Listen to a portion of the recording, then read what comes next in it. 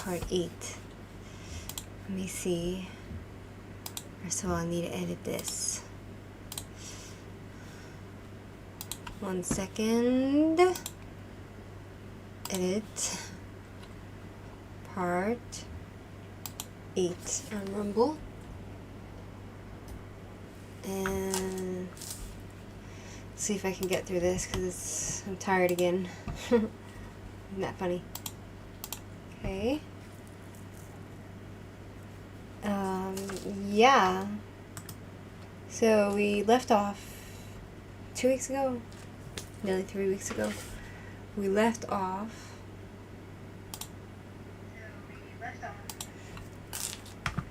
We'll check where we left off. 1 sec.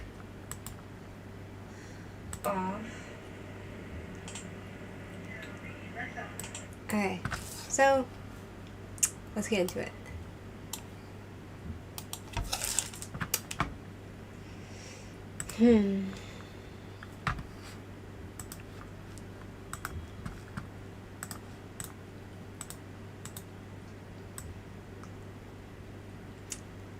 Okay, so it spoke about how this guy named Mugnia initiated a host of other innovative terrorist acts, including the kidnapping of 18 U.S. officials.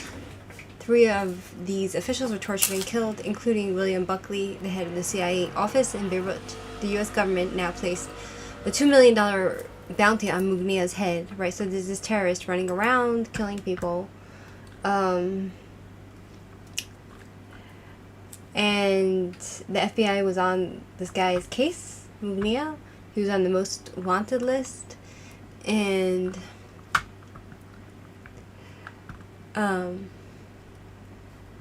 then it talks about like all these like drug cartels, right, which is being mixed in with terrorism and Hezbollah and all this. And in the end, right, the US, they were doing business with these people, but they kept getting killed by these people, right? And it ended off where it says that by 1985, Mugnia could relish the incredible results of his tactics: the withdrawal of U.S. forces from Beirut, the collapse of Israeli economy, the resignation of Israeli Prime Minister Menachem Begin, and the retreat of the mighty Israeli army from southern Lebanon in 1984. As a Shiite warlord, the elusive leader of Hezbollah had proven himself to be a worthy successor to Hassani Sabah, the fabled old man of the mountains, who organized the assassins, the drinkers of hashish, during the 12th and 13th centuries. He had accomplished more than Muslim rulers such as President Gamal Abdel Nasser of Egypt, King Hussein of Jordan, and President Hafez Assad of Syria. Mugnia and his small party of God had defeated the mightiest military force that the Middle East had ever seen. In 1996, the leader of Hezbollah performed an even greater feat: a union between Shiite and Sunni terrorists that would make possible the catastrophic events of September 11, 2001.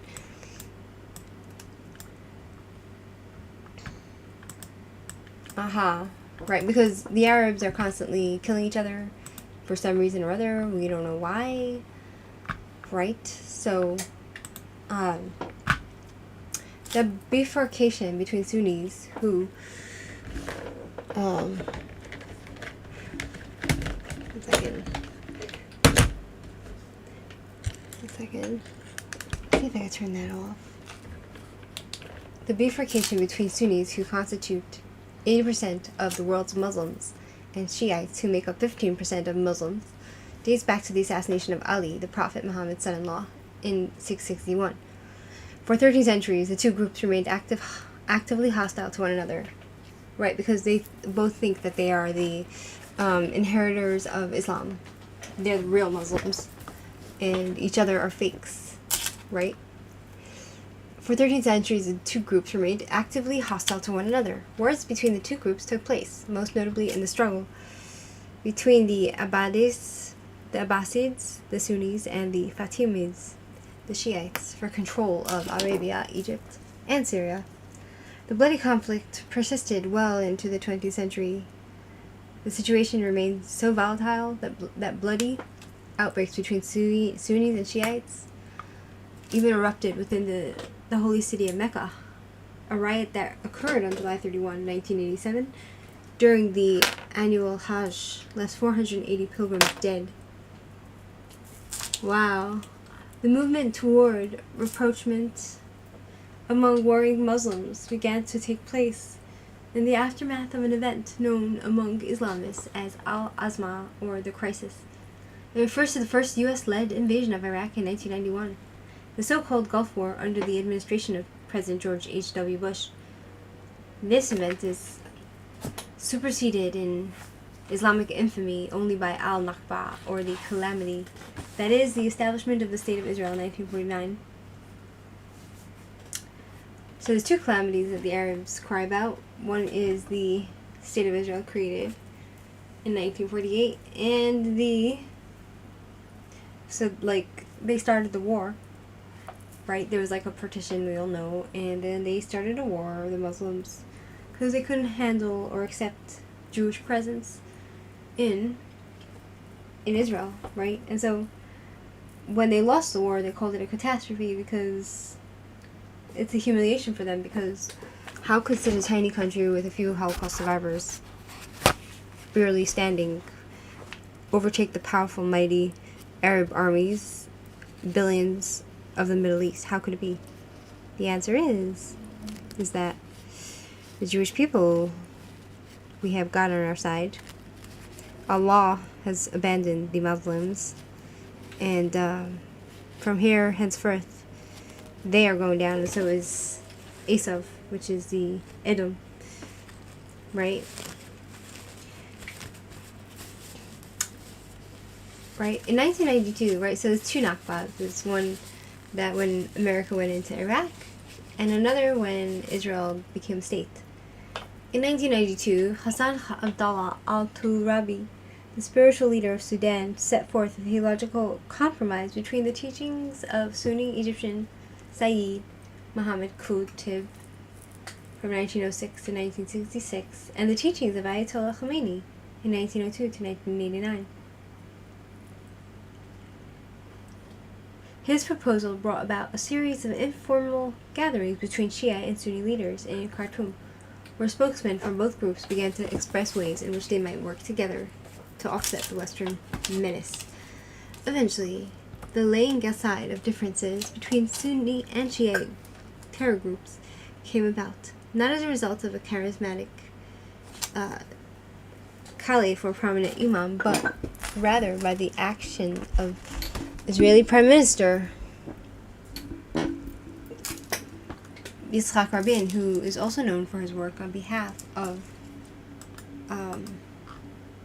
peace. In December 1992, Rabin ordered the deportation of 415 radical Palestinians to South Lebanon.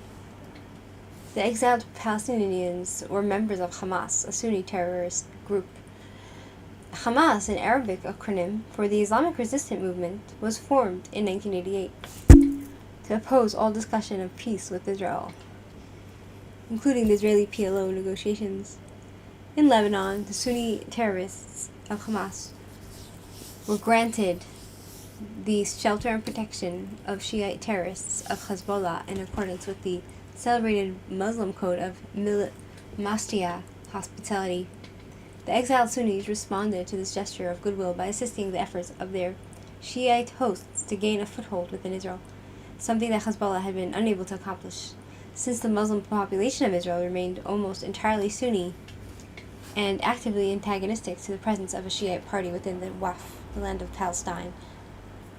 Other developments followed. Hezbollah began to train Hamas in advanced bomb-making techniques, along with the fine art of suicide bombing, a tactic that previously had been shunned by the Sunnis because of the Quran's injunction against suicide. The first Hamas suicide bombing took place within a bus station in Hadera on April 13, 1994. The attack left 5 people dead and a score wounded. An onslaught of other suicide bombings followed at sites throughout Israel in such rapid succession that it became difficult to discern if the attacks were being caused by Hamas or Hezbollah. This cooperation between Shiites and Sunni terrorists in Lebanon and Israel provided vivid proof that Muslims could set aside their differences and unite in a struggle against a common enemy. Throughout 1994, meetings between leaders of Hamas and Hezbollah began to take place in Syria and Iraq, Iran, and other places throughout the Middle East. The stage was now set for a meeting between the two masters of Islamic terrorism, the Shiite Imad Mughniya and Sunni Osama bin Laden. According to the U.S. intelligence reports, agents of bin Laden made a series of calls from his compact M satellite phone to the Iranian Ministry of the Intelligence and Security, MOIS, in 1995, offering to join forces in a jihad against Israel and the United States. Records of the calls were later unearthed by U.S. intelligence officers during the investigation of the 1998 bombing of the U.S. embassies in Kenya and Tanzania.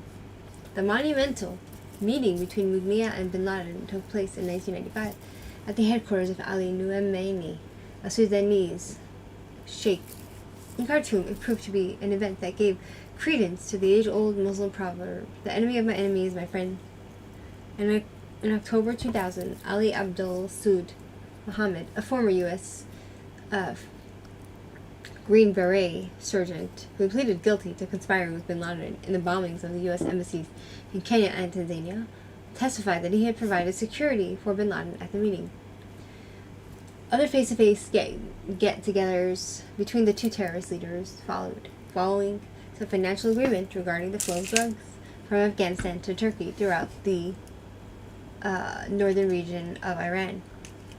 From June 21 to June 23, 1996, Iran's Supreme Council for Intelligence Affairs sponsored a terror summit in Tehran in order to transform Hezbollah into Hezbollah International, the new vanguard of the Islamic Revolution that would coordinate the actions of Sunni and Shiite terror groups. I'm tired, wow. The gathering attracted senior terror commanders, including Ramadan Shalah, the Palestinian Islamic Jihad, Ahmad Salah, Egyptian Islamic Jihad, and Imad al-Alami, and Mustafa al-Lidawi, Hamas. Ahmad Jibril, Popular Front for the Liberation of Palestine, and Abdallah Akalan, the Kurdish People's Party, Muhammad Ali Ahmad, Al-Qaeda, and Imad Mughniya. The summit resulted in the establishment of the committee of 3 that would meet on a monthly basis for the coordination, planning, and execution of attacks against the United States and Israel. The committee members were Imad Mughniya, Ahmad Saleh, and Osama bin Laden. The first meeting of the committee rubber-stamped these 3 terrorist operations that were already in the works. The bombing of the U.S. barracks in Al-Khobar, Dhahran, for bin Laden, the stabbing of a U.S. female diplomat for Salah, and the downing of TWA Flight 800 for Mughniya. The new spirit of cooperation between the terrorist groups would result in bin Laden's declaration of war against the Americans occupying the land of the 2 holy places on August 23, 1996. Developments occurred in rapid succession. Several top Al-Qaeda officials were invited to visit Hezbollah's training camps in southern Lebanon. They returned to bin Laden's lair in Sudan with instructional videotapes for the blowing up of large buildings in major metropolitan areas. Ayman al-Zawahiri, bin Laden's top deputy and mentor, now became a frequent guest of Ali Falahian, Iran's Minister of Intelligence and Security, and Ahmad Vahidi, Iran's head of foreign terrorist organization. So it's very interesting to hear. We're up to page 130. It's very interesting to hear of how all the connections between this terrorist and that terrorist and how it came about. And it's also very interesting to see how literally you have America knew what was going on, but they turned a blind eye, and at many points they were actually doing business with these terrorists, right? And so I'm a little bit too tired. I need to go to sleep. I'm too tired to continue. It's around 10 here, so I'll probably come on later on, and it's been real. We'll eventually finish this book and many others that we started, right? Anyway, have a great day. And I'm gonna speak to you soon. Okay. I'm gonna turn this off.